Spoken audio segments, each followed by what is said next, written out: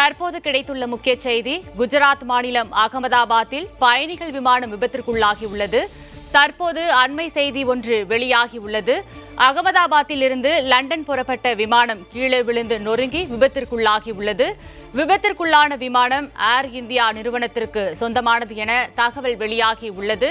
விமானிகள், ஊழியர்கள் உட்பட 242 பேர் விமானத்தில் பயணம் செய்துள்ளனர். தற்போது முக்கிய செய்திகளாக பார்த்துக் கொண்டிருக்கிறோம். விமானத்தில் 242 பேர் பயணம் செய்த நிலையில் 30 பேர் உயிரிழந்ததாக தகவல் வெளியாகியுள்ளது.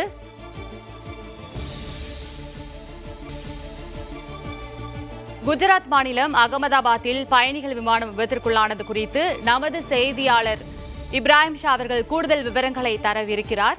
வணக்கம் இப்ராஹிம் ஷா. வணக்கம் தாரணி. தற்போது குஜராத் மாநிலம் அகமதாபாத் நகரில் இருந்து லண்டன் நோக்கி புறப்பட்ட பயணிகள் விமானம் விமான நிலையத்திற்கு அருகில் உள்ள குடியிருப்பு பகுதியிலேயே திடீரென கீழே விழுந்து நொறுங்கியுள்ளது.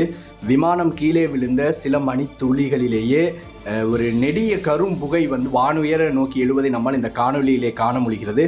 இந்த விமானத்தில் சுமார் 242 பயணிகள் பயணித்ததாக முதற்கட்ட தகவல்கள் வெளியாகியுள்ளன. அவர்களுடன் குஜராத் மாநிலத்தின் முன்னாள் முதலமைச்சர் விஜய் ரூபானியும் பயணம் செய்ததாகவும் தற்போது விமான விபத்தில் அவருடைய நிலை என்ன என்பதும் கேள்விக்குறியாகியுள்ளது. விமான விபத்து நடந்த சில மணி நிமிடங்களுக்கு பிறகு, ஒரு 15 நிமிடங்களுக்கு பிறகு ஏர் இந்தியா நிறுவனம் தன்னுடைய ட்விட்டர் பக்கத்திலே ஒரு தகவல் ஒன்றை பதிவிட்டுள்ளது. அதாவது AI-171 என்ற சம்பவம் நிகழ்ந்துள்ளதாக அதை குறிப்பிட்டுள்ளது. விமான விபத்தை விபத்து என்றே குறிப்பிடாமல் ஏர் இந்தியா விமான நிறுவனம் சம்பவம் என குறிப்பிட்டதிலிருந்து இந்த விமான விபத்து ஒரு தற்செயலாக நிகழ்ந்த விபத்தா அல்லது திட்டமிட்ட சதியா என்ற சந்தேகமும் எழுந்துள்ளது. விமானம் மேலெழும்போது விமானத்திலிருந்து அவசர அழைப்பு வந்ததாகவும் மேடே கால் வந்த பின் எல்லா தொடர்புகளும் துண்டிக்கப்பட்டு விட்டதாகவும் கட்டுப்பாட்டு மையத்தின் தரப்பில் கூறப்படுகிறது. விமானம் மேலெழும்போது விமானத்தில் இருந்து வரக்கூடிய அந்த அவசர நிலை அழைப்புக்கு மேடே கால் என்று சொல்லுவார்கள். அந்த கால் வந்த பின்னர் எல்லா தொடர்புகளும் துண்டிக்கப்பட்டு விட்டதாக கட்டுப்பாட்டு மையத்தின் தரப்பில் கூறப்படுகிறது. தற்போது 3 மணி நிலவரப்படி 3:10 மணி நிலவரப்படி இந்த விமான விபத்தில் சுமார் 30 பேர் உயிரிழந்து இருப்பதாக கூறப்படுகிறது. விமான விபத்தை மீட்பு பணிகளை அருகில் உள்ள காவல்துறையினரும் விமான நிலைய படை ஊழியர்களும் இந்த மீட்பு பணியிலே ஈடுபட்டுள்ளனர். விமானம் விழுந்தது தற்செயலான ஒன்றா அல்லது திட்டமிடப்பட்ட சதியா என்பது பலருக்கு மத்தியிலும் கேள்விக்குறியாகியுள்ளது.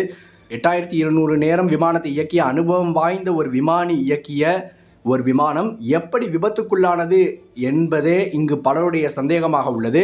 கேப்டன் சுமித் சபர்வால் என்பவர்தான் அந்த விமானத்தை இயக்கியதாகவும், துணை விமானி கிளைவ் குந்தர் 1100 மணி நேரத்திற்கும் மேல் விமானங்களை இயக்கியவர் எனவும் கூறப்படுகிறது.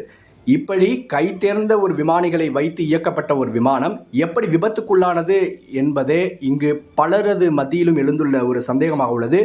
விமானத்தை இயக்கிய போது ஏதேனும் தொழில்நுட்ப கோளாறு ஏற்பட்டதா அல்லது வேறு ஏதேனும் காரணங்கள் உள்ளதா என்பது குறித்து இன்னும் காவல்துறையினர் விசாரணையை துவக்கவில்லை. எதுவாக இருந்தாலும் இன்னும் ஒரு 30 நிமிடங்களுக்கு பிறகுதான் தெரிய வரும் தாரணி.